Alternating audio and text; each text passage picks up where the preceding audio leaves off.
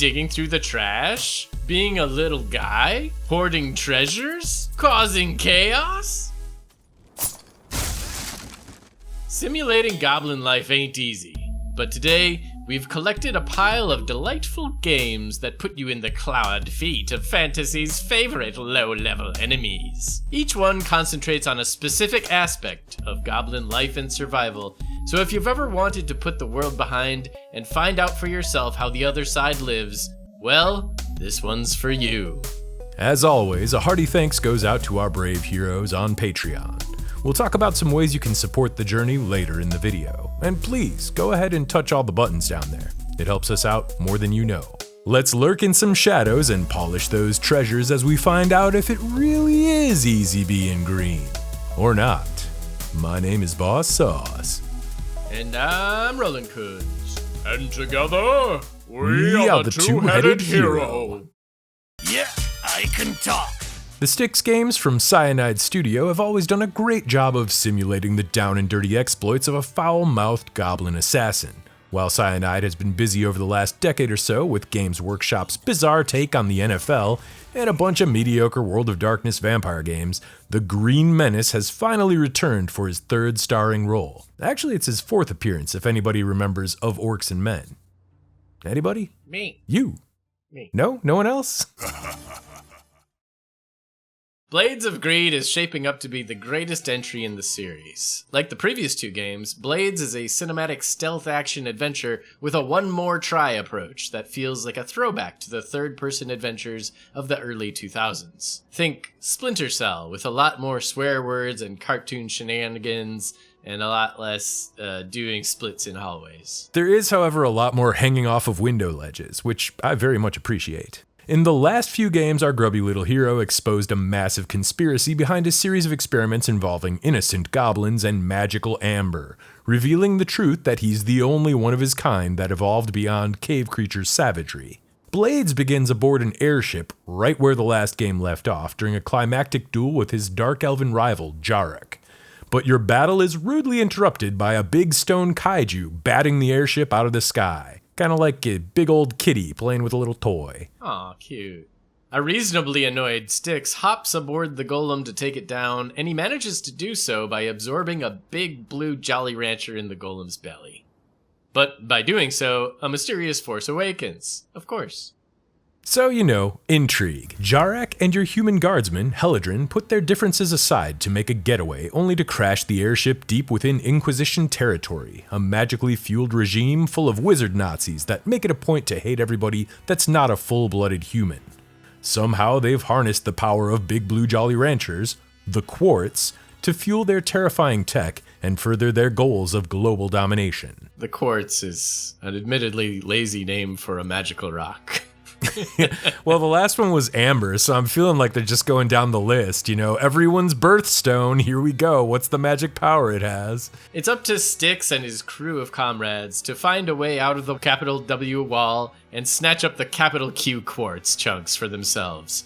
Maybe figuring out the nature of that mysterious force that's been locked away in the gems during the process. Blades of Darkness feels familiar for anybody used to stealth action games. Styx gets a lot of his old abilities back from the previous games. He's highly mobile and has a double jump, ledge grab, shimmy, and some cover ducking, paired with takedowns that he pulls off like a pint-sized Adam Jensen. It feels quite heavy and impactful and honestly brutal every time you drag a guard over a ledge or jump on their backs and give them a taste of the shank.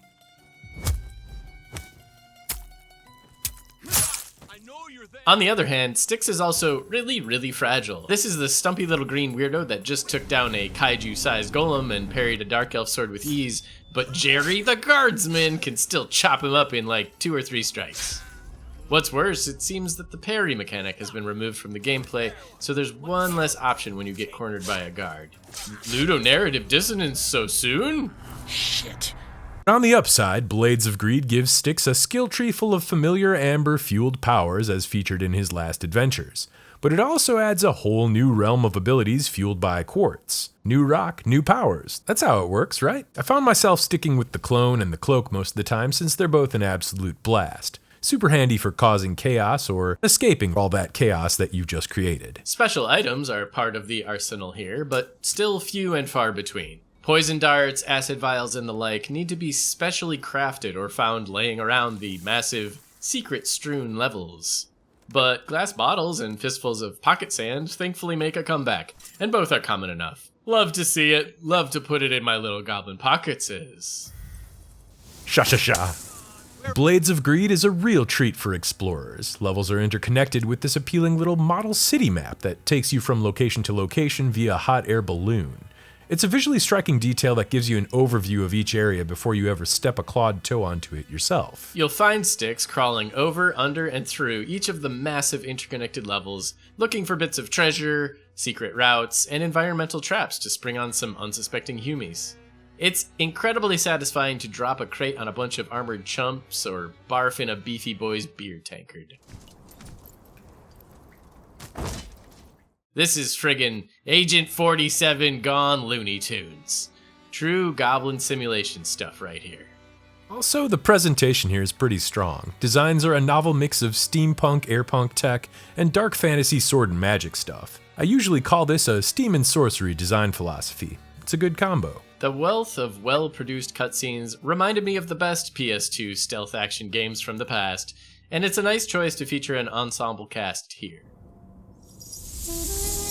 Had some plans of my own. Who's your friend? The dwarves are fun additions. One's a techie and the other is a pirate captain. What? I'm paid up till tomorrow. Fuck off. Very dwarfish. Having the grumpy human knight and dark elf rival from the last game suddenly switching allegiances is an interesting dynamic to start the plot with, too. Overall, this plays into the dark fantasy and dry humor tones, and feels like stepping into the middle of a classic adventure film. It's also a lot of voice acting of varying quality. Love the casual guard conversations you can eavesdrop in on. Sometimes they even provide useful clues. The cooks stuffed their pies with goblin meat again. I can tell just by the smell. I don't know. At this point, I'm so hungry, it just smells fucking delicious. Guard chatter like this is an excellent throwback to the Thief series. However, it's also pretty funny how most of the guards and townspeople have pronounced American accents. Look out, the goblin! Look at that! Which seems just like a weird choice for a fantasy game. Let's go to the tavern later, partner. Unfortunately, like the other Styx and Cyanide games, there's a decent amount of jank. Cutscenes are plagued by weird momentary cuts where stuff seems to be loading for a split second. There's some clipping issues with doors and certain environmental objects that can make some of the high up jumps feel a bit dicey, and performance issues common to UE5 could be found popping up here and there. Considering these minor complaints, though, I think Blades of Greed might go far in further refining the relatively untapped realm of murder goblin simulations. If you want the full-on ledge-grabbing, guard-ambushing, goblin skullduggery experience, TM, or you're just in love with the idea of dropping a chandelier on an innkeeper's head, well, this is definitely one game you need to keep an eye on. So instead of a fun factor out of 5, we have to have a goblin rating. How many goblin heads out of 5 is this one? I mean, you're very literally a goblin. You get to collect little goblin-y things. Trinkets. You collect trinkets. Trinkets is important. Mm-hmm. Sneaking. Yep. That's very goblin-y. And you're very literally a goblin. So you got to get...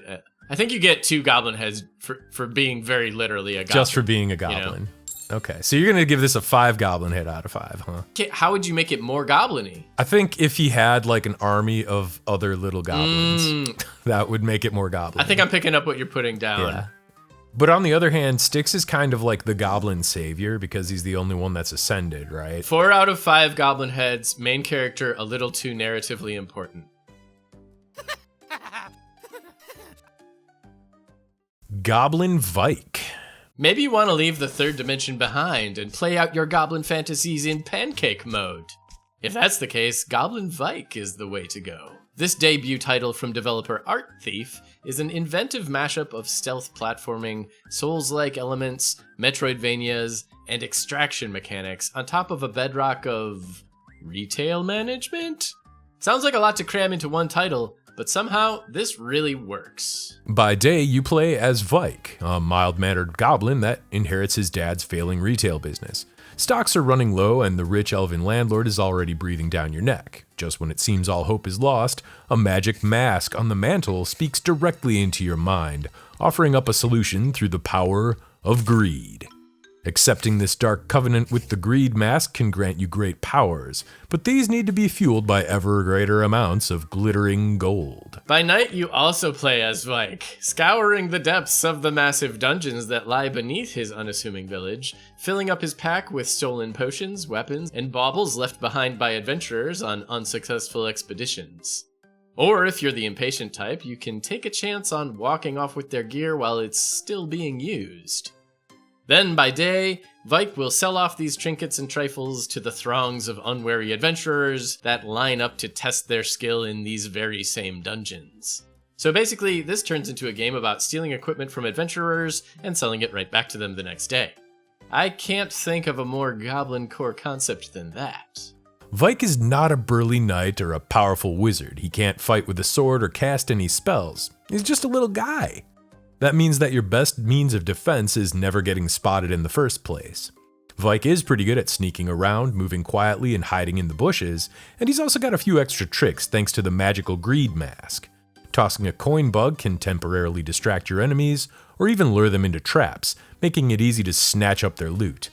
Picking enemy pockets is a little more risky, but taking the time to carefully sneak up and grab the sword off that skeleton's belt means it'll be reduced to swinging a bony fist your way if you do get discovered.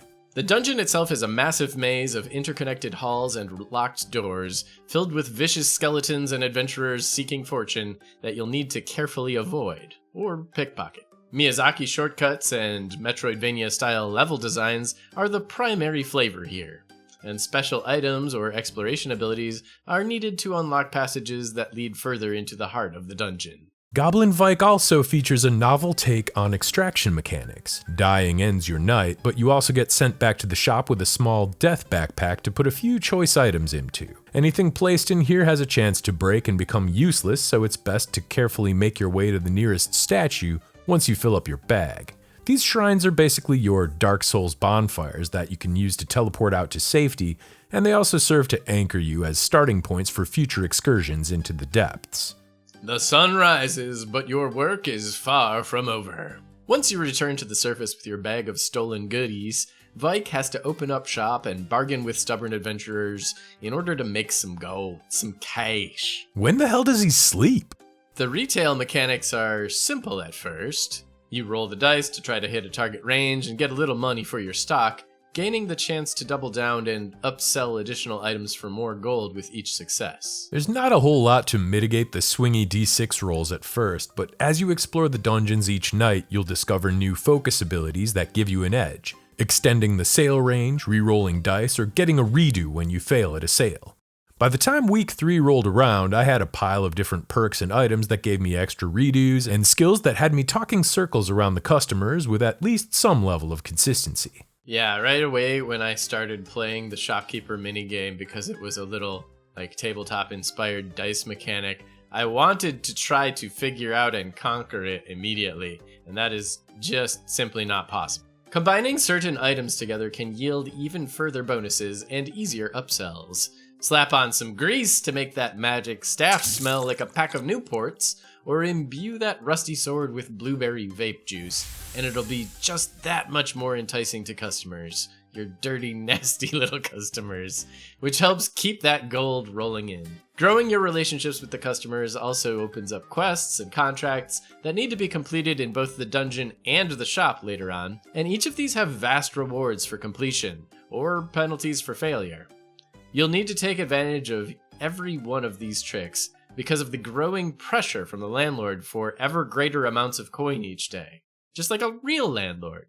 As night rolls back around, you have to make a careful decision. Do you play it safe with tomorrow's rent money, or do you sacrifice some of the day's earnings to upgrade the mask?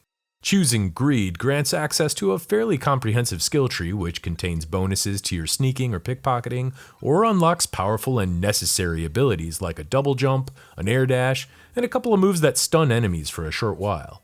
Any game with a grappling hook gets extra points in my book, and really all the powers are useful enough to bring you one step further into the deepest levels of the dungeon below.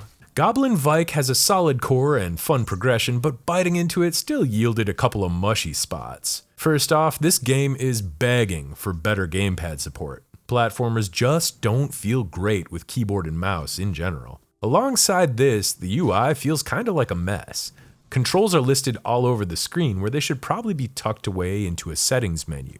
There's also a bit of jank with the air control and stiffness in the platforming that pops up from time to time. The presentation is also a little bit of a mixed bag.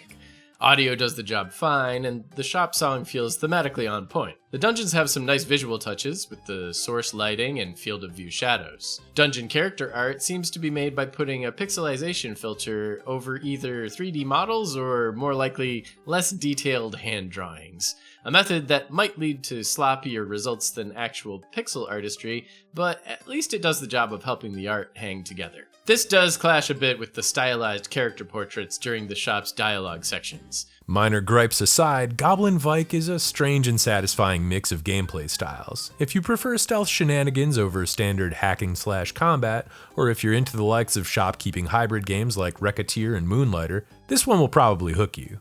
So, how many goblins out of 5?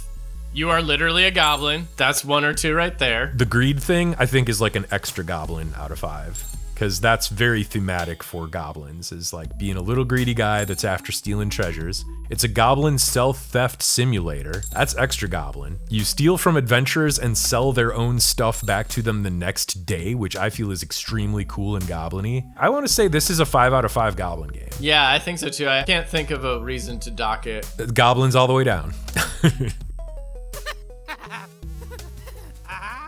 Next up is Trash Goblin. If stealth and stealing sounds too dangerous and you'd rather just concentrate on the day-to-day of running a goblin trinket shop, Trash Goblin is here to fill that little green void in your heart. This cozy casual game from Spilt Milk Studios leaves all of the dungeoneering out of the equation, letting you concentrate on spit-shining artifacts and upcycling them back into saleable goods.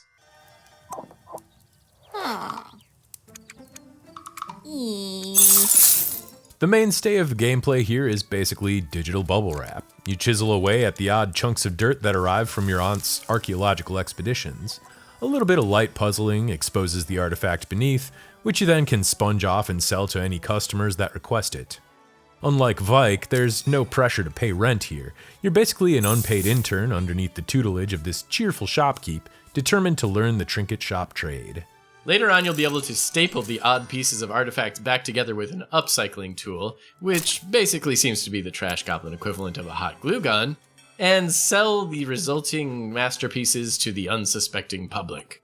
All of the coin you're earning goes back into the shop, unlocking new cosmetic items, additional curio storage, and upgrades for your various tools to help save time.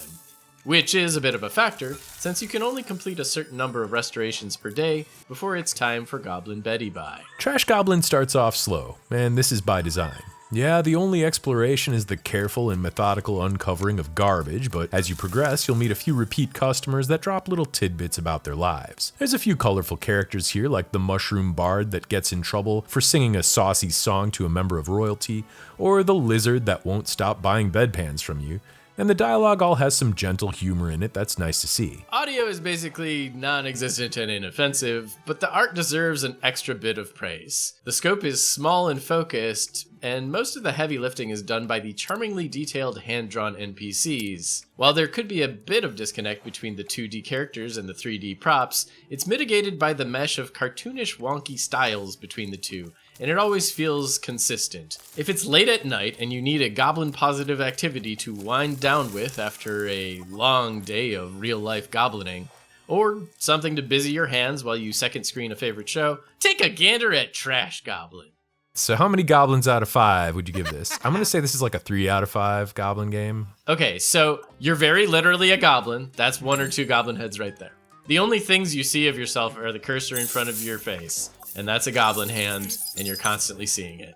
Your little, hovel that you make at the bottom of a shop is very goblin-y, and you can decorate it to be even more goblin-y. I think that you do feel like you are the goblin in this game. That's worth a couple of goblins right there. You're not doing like any tricky shenanigans, really. You don't do any sneaking around. It loses a goblin for that. You could replace the goblin with anything else, and it would be the same game. I don't think it would really change the game fundamentally if you were playing an ogre with a trinket shop. 3 out of 5 goblins, but, you know, that's above average. But sometimes you want to be the big goblin behind the scenes, the goblin mastermind, so to speak. And what better way to stay in the shadows than by taking on a management position? Better yet, what if your management role was one where you could still dig through a junkyard and hear the roar of V8 engines in the distance? What if you were the manager of a goblin auto racing club? Now, usually I hate management sims. I'd rather be down and dirty in the action, but I messed around with Goblin Auto Club Manager from Unthought Games and had a pretty good time with it. First off, this game focuses on customization, and the very first thing you can customize is your goblin's portrait. A simple in-game editor lets you do fun stuff like add a mohawk or a gold tooth or a second goblin head on one of the existing goblin portraits, and you're free to draw your own original creation from the ground up. From here, you get into the wide world of competitive goblin racing. The main goal is to juice up your cars and drivers enough to win a championship, which you're required to participate in after every 10 races. Drivers, cars, and individual parts all have different stats and disadvantages, all of which need to be considered for the track, the opponents, and the length of the race, and the meat of the game lies in careful preparation. During a race, there's not much for you to do other than sit back and manage. You can tell your driver when to come in for a pit stop, when to use the turbo, and how aggressively they should drive, which makes them faster and better at passing, but more prone to risks like jumping the track or hitting other cars. Still, mastering these levers is a huge part of winning the race. A crucial pit stop or final nitro push to the finish can absolutely make the difference between a total loss or first place. After placing in the top 3, you'll be shuttled back to the garage to spend your winnings and hopefully upgrade your race car.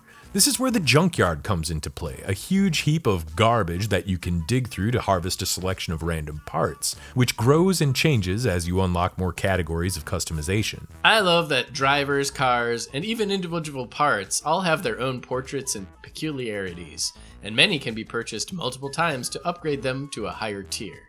The car bodies all look different on the track as well as in the mechanic shop, which adds some nice visual flair. When you're satisfied with your new ride and your choice of goblin in the driver's seat, you can run them around the practice track a few times to get a feel for how they'll perform. Or just throttle up and drive right into the hot management action by selecting one of the 3 available heat races. During the championship brackets, you can watch the other races to see how they pan out and just eat some snacks in the meantime. Wait, I think I understand NASCAR now. Goblin Auto Club Manager is an excellent and surprisingly compelling casual game that should make it into your library, especially once you realize the entire thing can be played with keyboard shortcuts or just the mouse alone.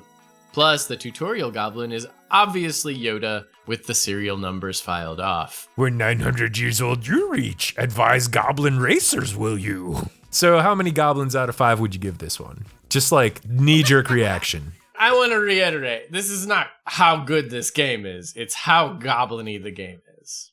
Okay. Absolutely. So, you are very literally a goblin. Also, everyone else in the game is a goblin. You don't do tricks, but instead you do tinkering. Okay, but you're not doing the tinkering yourself, really. You're delegating the tinkering, because there is a guy that's in the mechanic shop. Delegation is not very goblin-y. Yeah, you're kind of like the Goblin Chieftain, though. So I do kind of like that spin on things. I feel like the collectivism part is very strong with this because it's a team of goblins working together. If you're the one delegating, that makes you less of a little guy. That's just, that's the range, you know? You're not sneaky. But you are digging through trash. So you're collecting trinkets. You got trinkets. You're not really playing tricks at all. No, it's very straightforward. I figured with a goblin racing management thing, there'd be like silly speed racer traps on the cars and stuff where they could do little jumps or like leave an oil slick behind and stuff. But I don't see any of that here. Yeah, so I think that this is a 2 or a 3. I want to say this is a 3 out of 5 because the strong goblin theming. I agree with that. I can agree with that. But again, you could put an ogre in there and it would be the same game. Maybe burning rubber isn't your vibe and you'd rather surrender to the calming waves of the sea. In that case, Sail Forth from the Quantum Astrophysicists Guild is the perfect game to capture the feeling of being a weird little guy that somehow becomes a pirate captain. We covered Sail Forth way back when it was still an early access title in a super cringy video, so you can always check that out if you want some full thoughts. Just, be kind. The reason we bring it up today is due to the Maelstrom update, a hefty $5 expansion that adds a pile of new areas, enemies, NPC factions, weapons, and quality of life upgrades to the base experience. No longer are you stuck within small arenas. The seas are now interconnected into a fully traversable water world that awaits your would-be explorers. And a mysterious, swirling maelstrom has revealed a path into new and dangerous territories that are filled to the bilge with wondrous treasures, as well as plenty of vicious and bloodthirsty creatures. The sailing feels intuitive and tactile, requiring the player to plan around the shifting winds while moving the sails themselves in order to reach top speeds, but it's still a challenge to keep your mast straight in the middle of a pitched battle. Ship-to-ship combat is familiar for anybody that remembers that one Assassin's Creed game. The good one. Your ship's complement of cannons and arbalests have their own particular range and reload times, as well as firing arcs that depend on where they're placed aboard the deck. And between battles, there's a variety of boats to purchase or to pillage, and each one of these can also be fully customized with different weapons, equipment, crew, and special add-ons. A big hurdle you'll run into early on is finding ways to pay for these upgrades, and Sail Forth doesn't fail there either. Most everything in the economy is purchased with timber, an exceedingly valuable resource in a world mostly covered by water, and the only thing that can fix up your ships. And to this end, you'll need to take down enemy pirates and besiege bases in order to fill your coffers with precious wood. Hey, you're a pirate after all. Or you can always turn to some alternative income streams. Fishing, salvage, boat racing, and target shooting can also provide a good payoff to the right captain, and many of the adorable little NPCs around the islands have a task or two that could be done for a little bit of lumber. Eventually, you'll be running a full complement of 4 ships, built up and captained any way you like, and you'll be able to order your fleet into battle or take direct control of them at any time. This results in some fun and hectic sea wars between big piles of pirate ships, and probably stands as my favorite part of the game. Occasional boss fights over the main storyline top off the experience, of course, but I also tended to find myself enjoying the downtime, content to just watch the waves break over the hull as I sailed forth to the next adventure.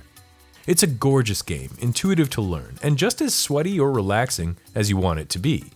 We have no problem giving it our highest recommendation, especially since opportunities for ocean-based goblin shenanigans are pretty few and far between. Alright, so how goblin-y is this one? So this is tough because you are not a literal goblin. Not explicitly a goblin, but you look like a goblin. You have little blue or green skin and you have pointy little ears. I'm sorry, but I think this only counts as being a little guy. Like, you're definitely a little guy. Okay. You have a bunch of little guys. That's the collectivism thing. You are doing goblin-y things because you are pirating. You're pillaging. You're pillaging, you're pirating. And pirating. You're getting treasures. Canonically and traditionally goblin-y in most goblin canons. And canons are also very piratey in most canons. But you're not necessarily a literal goblin. There's no sneaking going on here. There's no tricks going on here. What happens if we replace all of these goblins with ogres? The boat sinks. So I think this is like a 2. Still way higher than average amount of goblinness than your average Steam game. 5 out of 5 fun factor, 2 out of 5 goblins. Fantasy goblins get a bad rap for no good reason. Most of the time they're just chilling out, not even raiding or nothing. For those that want the experience of being a little guy that has to frantically run around and defend their sleepy little goblin village, we have an upcoming game called I Won't Let You Level Up in My Goblin Town from solo developer Borgrieve.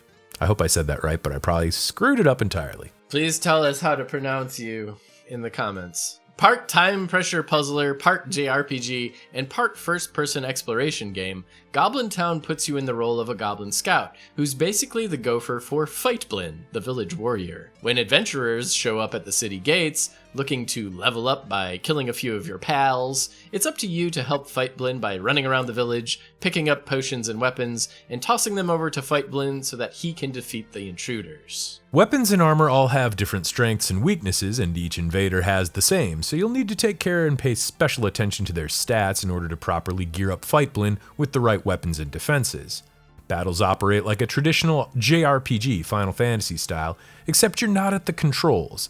Instead, Fightblin makes decisions on what attacks to use while the fight plays out in real time. You'll need to make sure you're quick enough to keep Fightblin on his feet by memorizing the uses and the locations of all the different items, as well as tossing the occasional debuff items at invaders.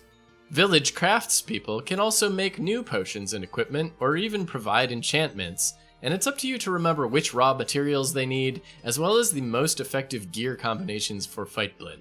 Every adventurer that lies defeated in the mud at the end of the day drops new weapons and gear, which can give Fightblin access to new powers and special attacks.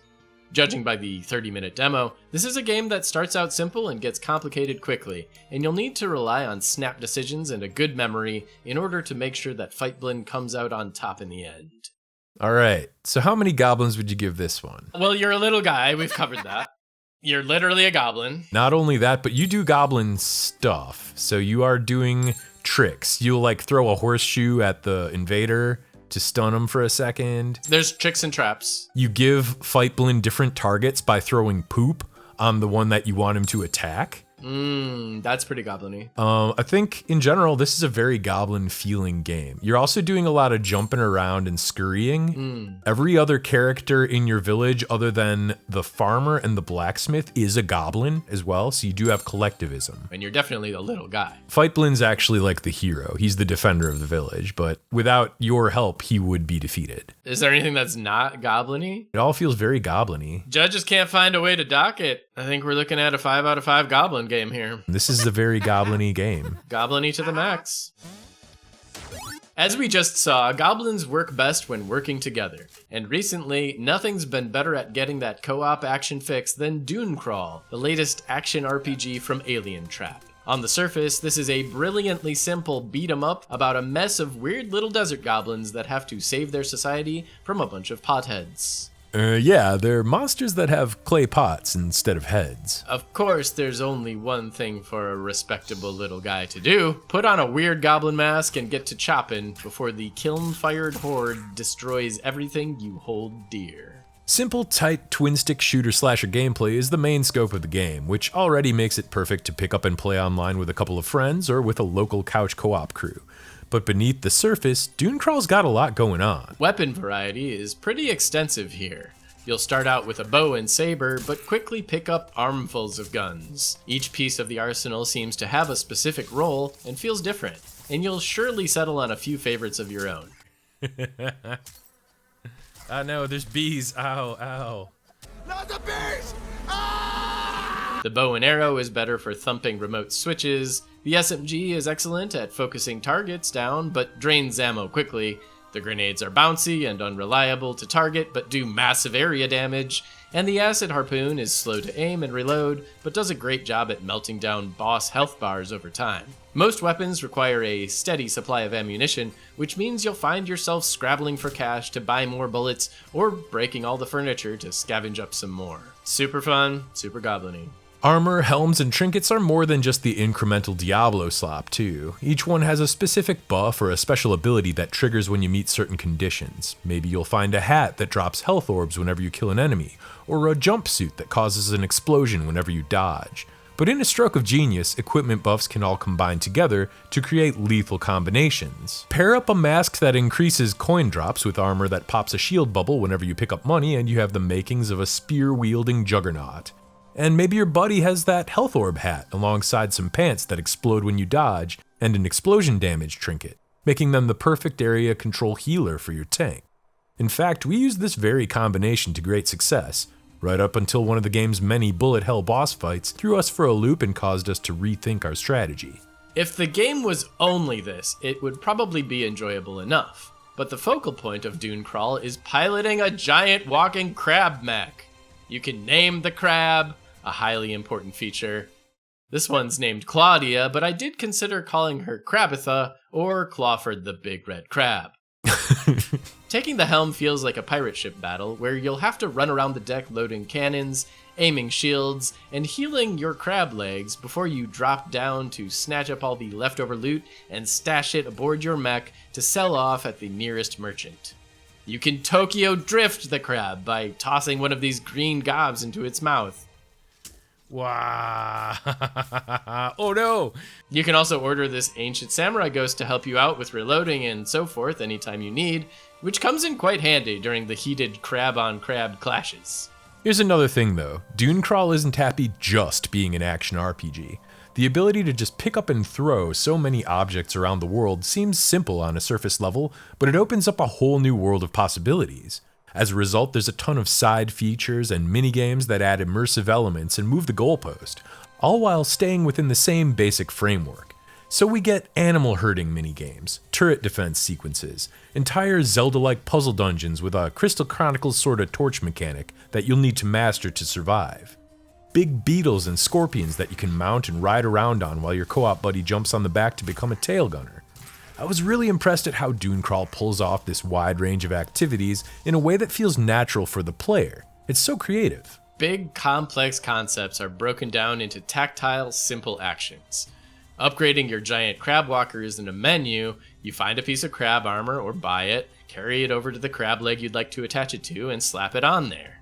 Almost everything works off of a few buttons through context actions, making the controls intuitive and streamlined whenever the game decides to mix it up. On top of all this, Dunecrawl's got some catchy music and beautifully animated cutscenes that hype you up and get you immersed in its cel-shaded world.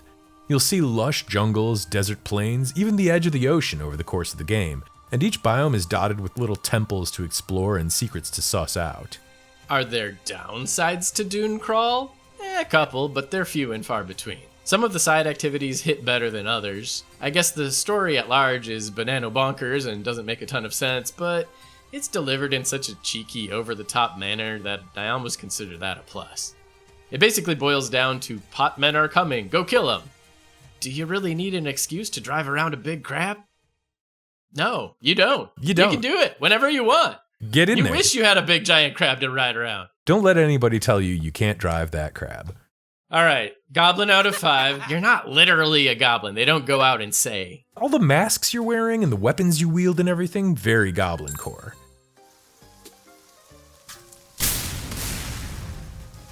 It's very goblin adjacent, but we did deduct it from Sailforth. If we're being totally fair, they don't say goblin explicitly in the game. Are you a little guy? Definitely a little guy. You're a pack of little guys, in fact, if you're playing co-op. Everybody else in the game on your side is a little guy. You're collecting trinkets. Check. There are traps. You can throw spider eggs at people. Landmines. Very tricksy and trapsy. You don't sneak around, but you definitely... You scurry, launch yourself out of a cannon. I feel like that's super goblin-y. Very goblin-y. But Yeah. beyond that even, I think just driving a big critter around is very goblin-y too. Is there anything that's not goblin-y besides the fact that they don't call you goblins? I think this is a 4 out of 5, right? I would say this is a 4 out of 5 goblins. 5 out of 5 fun factor, again. Yeah, this is the most fun game on the list, hands down. So there you have it. An armful of goblin-centric games that are sure to put a toothy smile on your green little gobs. What's your favorite game where you play as a weird little guy? Let us know down below. If you want to keep the fires burning in our humble tavern, pull up a stool over at our Patreon for as little as $1 a month. Early video access, bonus materials, and special Discord roles are just some of the benefits you'll receive by supporting us directly. Plus, you'll get your name shouted in the credits, like the brave champions here. Wolfgang Bristol, Kalagufsel, Adam Uselman, Amelie McNamara, James Blake, Yaroslav Rybaki, Jim DiFrancesco, Vulpes, Cameron Froment, Dominic Nguyen, John Williams, Mahogany God King, Mirek Hotovi, San Lunette, Thorben Pelzer. and all the rest. If I've mispronounced your name, please let me know. Thank you so much for your Patreon support, your Ko-Fi donations, YouTube memberships, and super thanks. It helps us out more than you know. And if you're waiting on that next big payday from pickpocketing adventurers, you can also help us out by touching all the buttons down there and dropping a comment to let us know what you'd like to see next. There's a weird hype button on there. That probably does something if you're on mobile. Go ahead and slap it. Who knows? In the meantime, check out this big giant playlist on screen. There's plenty more reviews and recommendations in there, as well as a whole lot of stupid jokes. Thanks again for watching, and we'll see you on the next Two-Headed Hero.